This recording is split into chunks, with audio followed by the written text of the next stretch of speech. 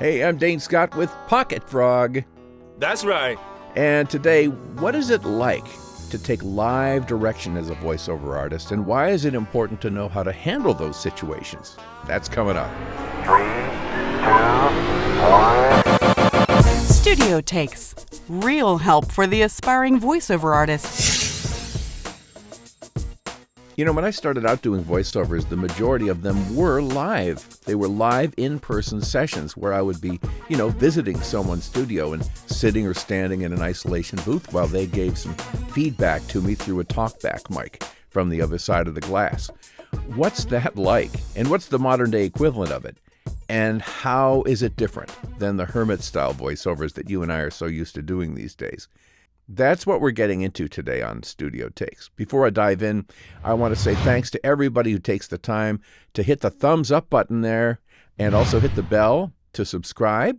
And then please leave a message on today's session. And also stick around till the end. I'll tell you how you can get a free $100 Gig Winners course on how to create a killer voiceover demo. That's all coming up. Well, maybe this has happened to you.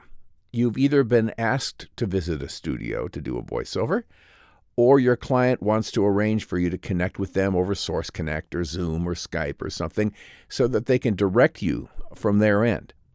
You probably got a little stage fright, didn't you, the first time this came up? It's a different kind of experience for sure. For me, it literally feels a little like kind of, stepping out onto a live stage. You're being called upon to do something in real time for people who are likely to be a little particular. To understand the whys and wherefores of this a little, let's talk about how you can find yourself in a situation like that. One way is if you're doing work for a local or a nearby agency that books talent. Traditionally, they'll hire a nearby studio to do the recording for you or for them.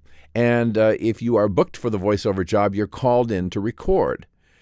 Here's one that I visit quite a bit.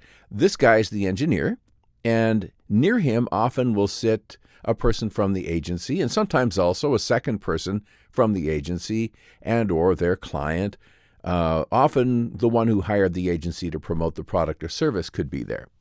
And you or I, after a brief meet and greet, are sent into a little room off from the control room where we will read our copy. In my experience, the way that unfolds is that I will propose that I do a read, at the very beginning with them to make sure that I'm on track. Here, let me just read the first part of this and give it a listen, see if I'm kind of on track, and then we can adjust it from there. Sure, they'll say from the other side, and then I'll go into it. So I'll give them that first read, and then, they'll probably have some feedback. Often they'll say, hey, that's pretty close. We just want a little slower or whatever it is they're going to say. And then once we kind of figure out the right groove for them, we keep going. Sometimes they'll stop me then at some points during the read, and they'll say, okay, let's take that one again and give it a little more emphasis, or make it a little faster or a little slower, or give it a little more drama, or, whatever it is that they need. And once I've done that, I'll ask, was that okay? And they'll say, yeah, it's fine. And then we'll keep going. Now, when the live session isn't in person, like in the same building, the procedure is still pretty much identical. The internet session begins with some friendly introductions and banter, and then they describe their project, the style they're looking for, and then we settle down into a read. And I do the initial run of the first couple lines. Again, we get feedback, we establish the style, and then we move along, with them popping in from time to time to give direction and fine-tune what I'm doing. Often in both the internet and the studio sessions, we'll go over the closing line a number of times. And this just makes sense because the closing line is important. We want to make sure we get that just right. So if it were the place to go for everything you need for your cabinetry or whatever, you might say it 5 different ways for them until you find just that right kind of feel that they're looking for that kind of draws everything to a nice conclusion. Now, as far as what's particularly tense in a live session, I would say it is those first few minutes when I don't know how well my delivery is going to come across, whether they're going to receive it well, and they don't know whether I'm going to be able to deliver what they want yet. Once we get over that hump, the rest flows more easily and it becomes more comfortable. And I'll say that the most intimidating sessions are those where it's sort of voiceover by committee. On the other side of the glass from you or the other side of the Zoom call might mean not just one or 2 people, but maybe 3 or more people that have all been called in on this. at least one of them is in that group is bound to be the most particular. And that person tends to take the lead, and the others might chime in with feedback, or they might ask the person who seems to have taken the lead what they think about doing this or that. And it becomes this kind of a committee decision right on the spot. It's always tougher to please a group of people than a single person. But in my experience, even those situations are less difficult ultimately than the way they seem they're going to be at first. And when all is said and done, live sessions are nearly always a positive experience.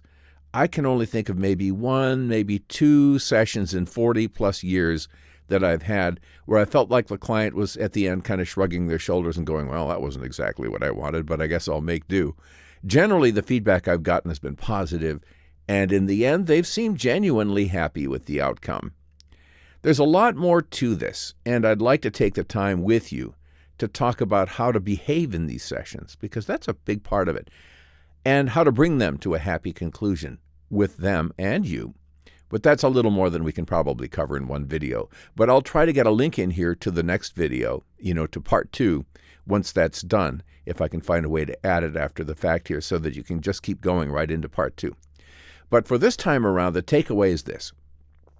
Yes, as you do more voiceovers, the chances increase that you are going to be called upon to go live with the client for real-time direction, and you need to be prepared for that possibility and be able to handle those situations. That's why I thought these videos would be good.